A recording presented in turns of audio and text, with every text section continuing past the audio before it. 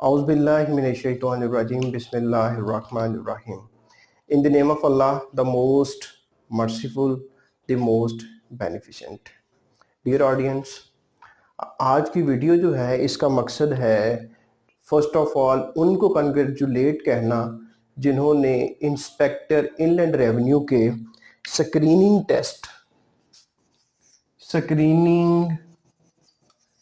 Test में कामयाबी हासिल की। As per our estimation, there were around 125,000, 125,000 aspirants से, कैंडिडेट्स से जो कि फाइट कर रहे थे, जो कि compete कर रहे थे to get the post of inspector inland revenue. हुआ क्या, इसमें से अराउंड 4,900 को in the previous week successful करार दिया गया और उनको कहा गया कि जनाब आप जो है वो शॉर्ट लिस्ट हो गए हैं और आप प्रिपरेशन स्टार्ट करें डिस्क्रिप्टिव टेस्ट की। तो यहाँ पे मैं अल्लाह का बड़ा शुक्रगुजार हूँ कि अल्लाह ताला ने हमें एक मैसिव कामयाबी के साथ नवाजा, जिसका सबूत ये है कि मुझको इंडिविजुअली मुझ देन 200 कैंडिडेट्स जो कि डायरेक्टली मेरे स्टूडेंट थे, जो मेरे पास इनरोल थे, जिन्होंने मुझसे इसकी तैयारी की, उनको अल्लाह ताला ने कामयाब किया। तो ये अल्लाह ताला का करम है और डेफिनेटली उन स्टूडेंट्स की मेहनत है कि वो इस स्टेज पर पहुंचे और वो एक इतने बड़े जो कंपेटिटर्स से उनको compete करके इस छोटे से नंबर्स में आ गए। और अब क्या है, आउट ऑफ द रूटीन जब हम लोग इंस्पेक्टर थे तो हमने जब ये टेस्ट पास किया डायरेक्टली इंटरव्यू हो गया, बट अब क्या हो रहा है, अब डिस्क्रिप्टिव टेस्ट है। जैसे ही ये रिजल्ट आया तो स्टूडेंट्स का जैसे एक टीचर के लिए होता है तो बड़े अच्छे उन्होंने मुझे रिमार्क्स दिए, मैंने फेसबुक पे भी उनको शेयर किया, 80 स्क्रीनशॉट शेयर किए और वही जो थे वही हमारा प्रूफ थे कामयाबी का कि अल्लाह ताला ने हम पे करम कर दिया है। लिटरली स्पीकिंग उस रात मैं बड़ा खुश था, आई वॉज प्राउड ऑन दो स्टूडेंट्स कि जिन्होंने मुझे मेरे लिए इज्जत का बायस बने। अब वही स्टूडेंट्स जो हैं वो कह रहे हैं जी कि सर डिस्क्रिप्टिव टेस्ट प्रिपरेशन की तरफ आए। मैंने उन्हें बताया कि टिल नाउ अनऑफिशियल सिलेबस मौजूद है लेकिन ऑफिशियल सिलेबस नहीं आया, तो you should wait for that. लेकिन जो अनऑफिशियल सिलेबस है वो बहुत बड़ा है, वो बड़ा ही स्कोप उसका बहुत ज्यादा है। और स्पेशली ये जो मेरे स्टूडेंट्स हैं ना, ये जो क्वालिफाई करके आए हैं, इनके लिए ये बड़ी ही मेहनत तलब काम है।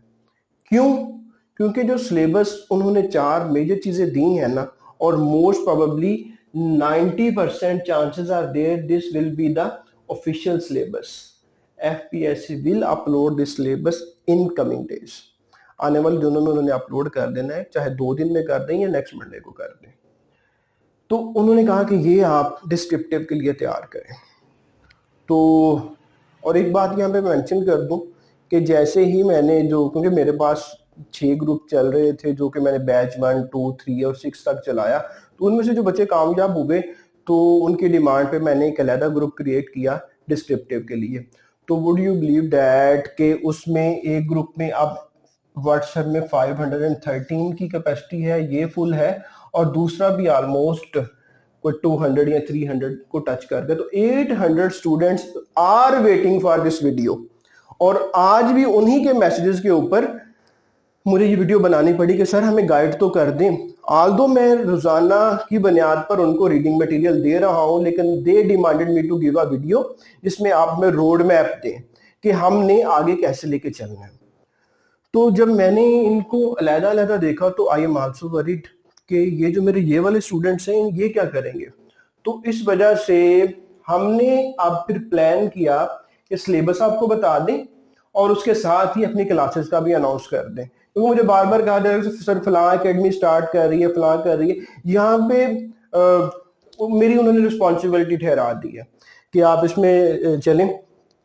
तो इसमें जी फंक्शंस ऑफ एफबीआर उन्होंने सबसे पहला टॉपिक रखा, ये वही है जो मैंने आपको पहले पढ़ाया था। क्या पढ़ाया था? एफबीआर एक्ट 2007 ये मैंने पढ़ाया। इसको पढ़ाते हुए इसके अंदर सेक्शन से सेक्शन 4 मैंने आपको पढ़ाया था।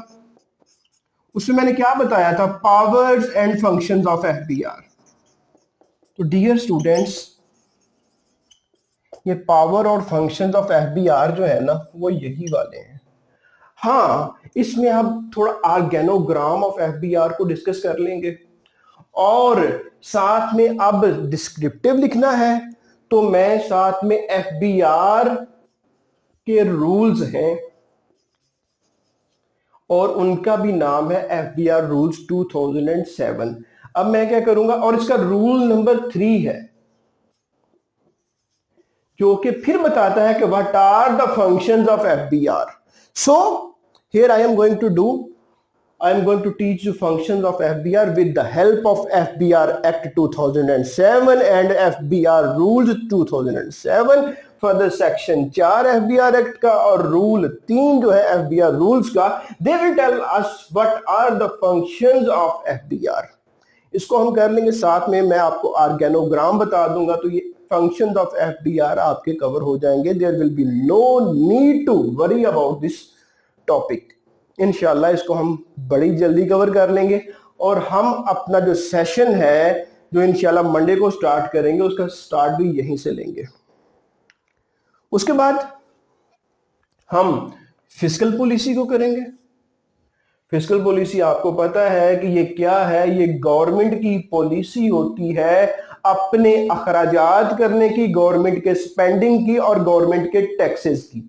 ऐसी पॉलिसी जिसमें गवर्नमेंट की स्पेंडिंग और टैक्सेस को डिस्कस किया जाता है वो फिस्कल पॉलिसी होती है। और सिलेबस में उसने कह दिया कि फिस्कल पॉलिसी का जो डेटा है ये 21-22 वाला मैं इसमें आपको टेस्ट करूंगा।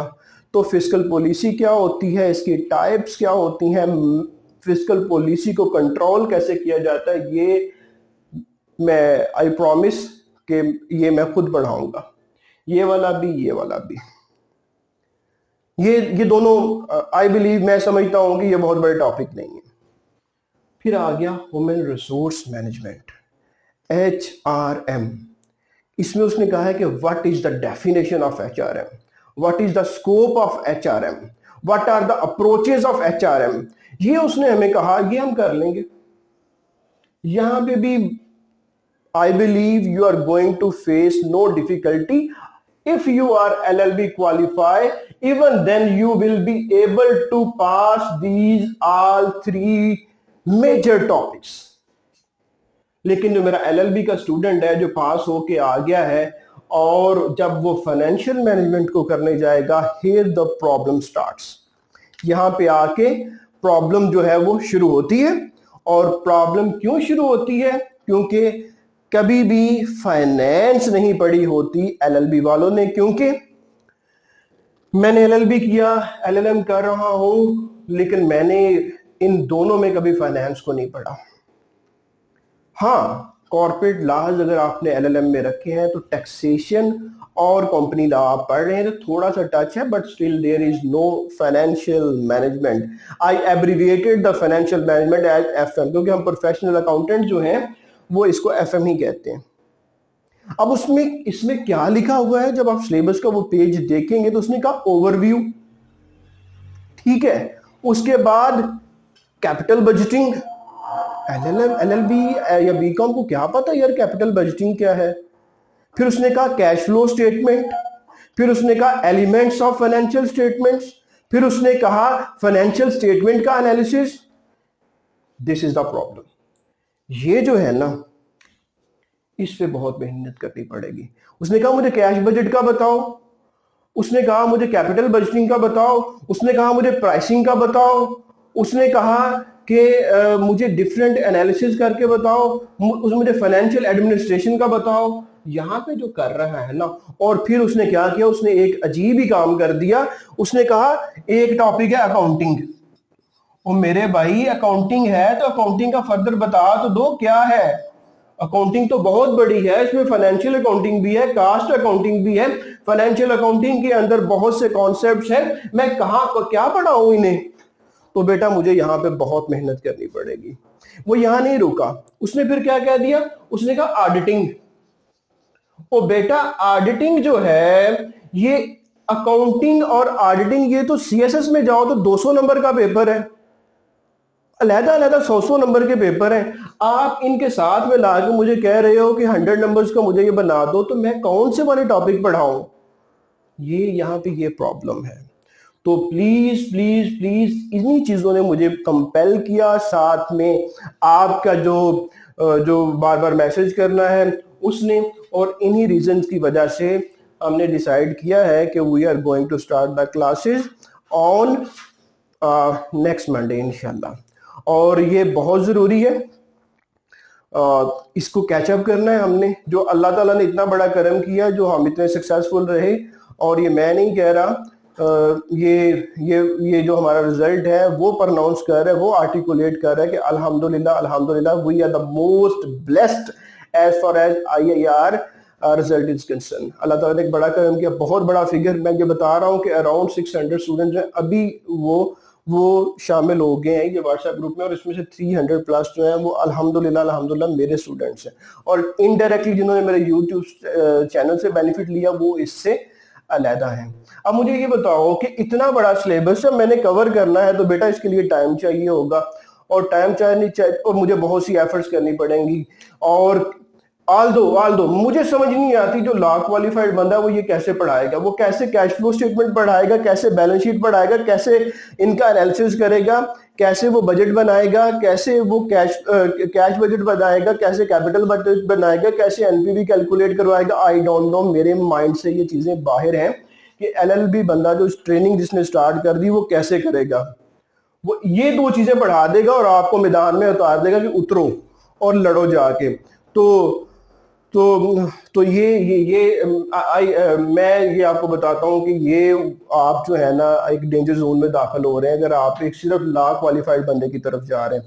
हमारी तरफ क्यों आए, मैं सिर्फ आपको सिर्फ ये बताऊंगा कि अल्हम्दुलिल्लाह associate member of ICMA Pakistan, chartered public finance accountant from UK, public finance chartered जो है यूके से, फिर Pakistan institute of public finance accountant उसका मेंबर, पब्लिक फाइनेंस इंस्टीट्यूट का मेंबर, और फिर institute of corporate secretaries Pakistan उसका member, LLB LLM coupled with ex inspector FBR और ex executive officer Sui gas. तो दो सरकारी इदारों का अदारा, क्योंकि एक्सपीरियंस, और क्योंकि यही वो चीजें हैं जो कि आपको यहाँ डिस्कस होने वाली हैं। और अल्हम्दुलिल्लाह I am in teaching since 5 years, और अल्हम्दुलिल्लाह जो मेरा रिजल्ट आया उसकी वजह से अल्लाह ने जो हम पे करम किया है और जो स्टूडेंट्स की एक्सपेक्टेशंस हैं।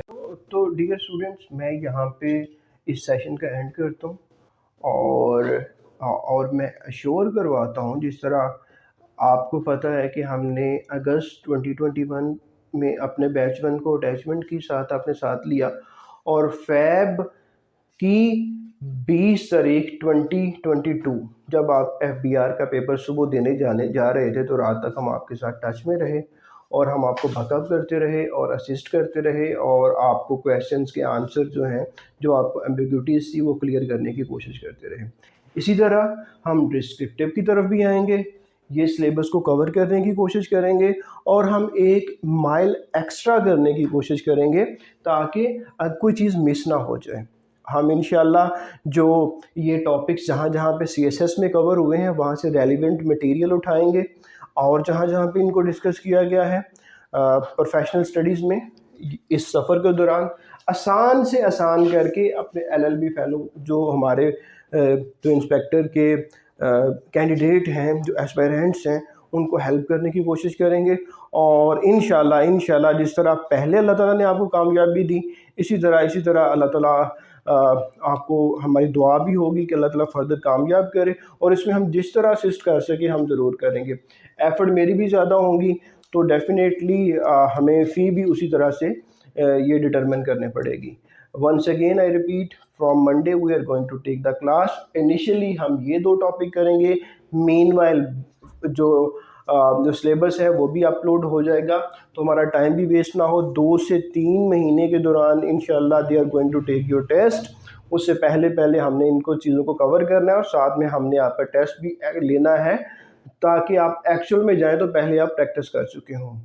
और आई अश्योर यू कि इंशाल्लाह डिस्क्रिप्टिव लिखना कैसे है उसके लिए मैं स्पेशल जो बंदा होगा जो कि CSS क्वालिफाइड होगा, जो CSS के ऐसे पास कर चुका है, उसकी 3 से 4 क्लासेस आपको ज़रूर प्रोवाइड करूँगा, ताकि वो आपको गाइड करे कि आप इस तरह लिखेंगे।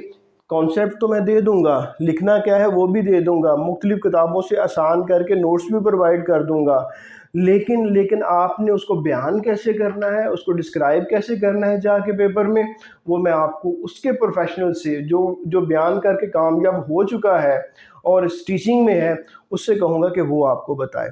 तो इंशाल्लाह जी, इंशाल्लाह आपको मिलते हैं मंडे को, और फिर हम मंडे से अपना जो इंशाल्लाह इंस्पेक्टर इनलैंड रेवेन्यू बनने का जो एक ड्रीम है उसकी तरफ हम स्टेप उठाना शुरू कर देंगे। Thank you very much for your patience listening. अस्सलाम वालेकुम।